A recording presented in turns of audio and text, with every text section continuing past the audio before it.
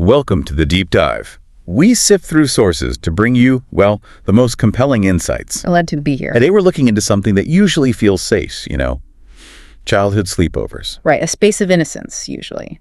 But what happens when that safety just vanishes and something really dark is revealed? We've got three pretty chilling real-life stories today. Nights that turned into, well, nightmares. And it's fascinating, isn't it? These aren't just ghost stories. They're like psychological snapshots. How so?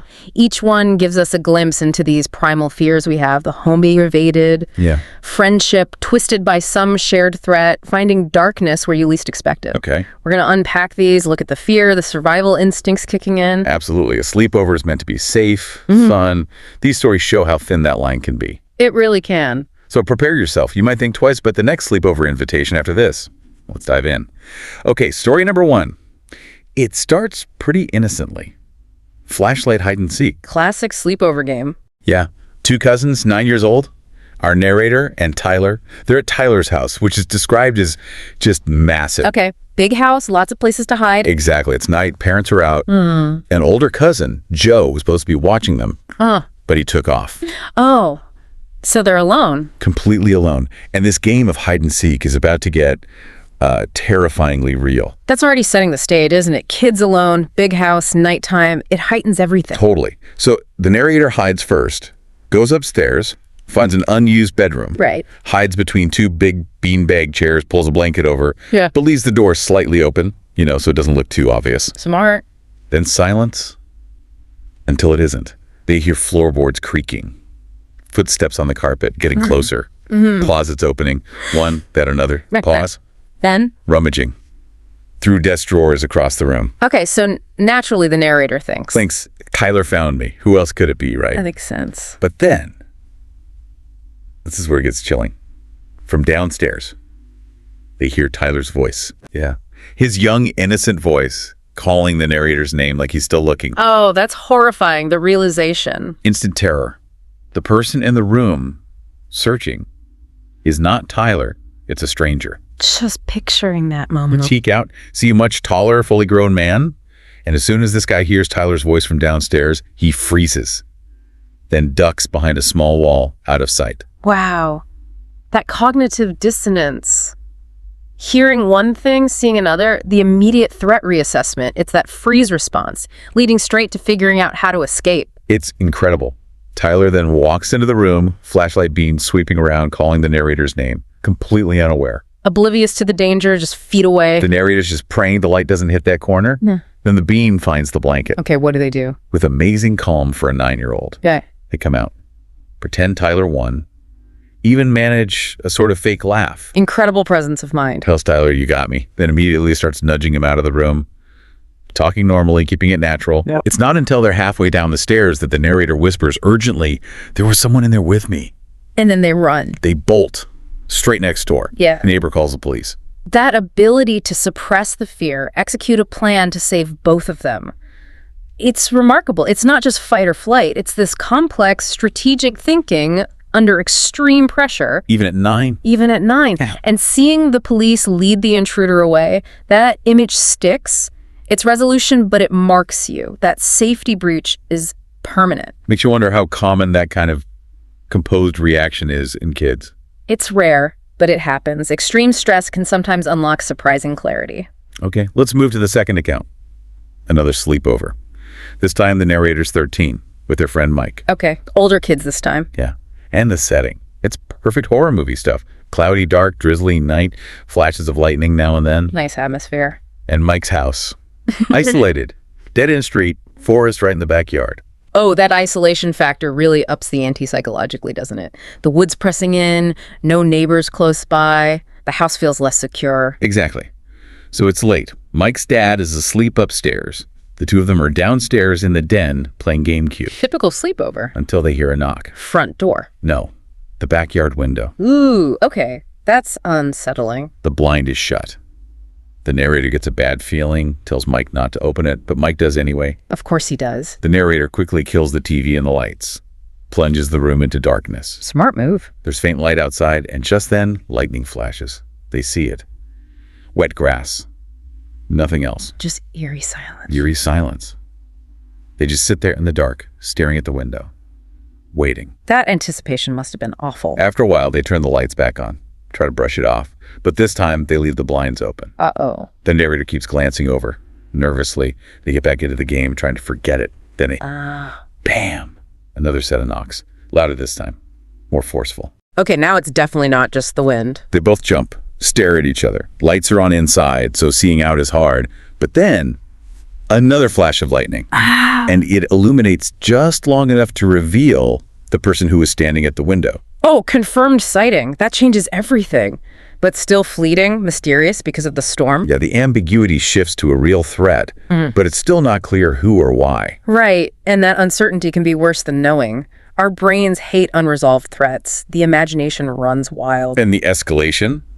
First a knock, now a sighting. Terrified, they run upstairs, wake up Mike's dad. Good call. Safety in numbers. All three grab flashlights, turn on the backyard light, go outside. And right there, in the mud from the rain, What? heavy, distinct footprints of boots. Okay, concrete evidence someone was there. They follow the prints, but the trail vanishes where the mud stops. They search the woods, everywhere. Nothing. No one. So the person just disappeared. Vanished. They try to go back to sleep, back in the den. But the narrator is, understandably, petrified. Blinds shut tight now. I wouldn't be sleeping. And then, like clockwork, 12:15 a.m. exactly. The narrator remembered that time vividly.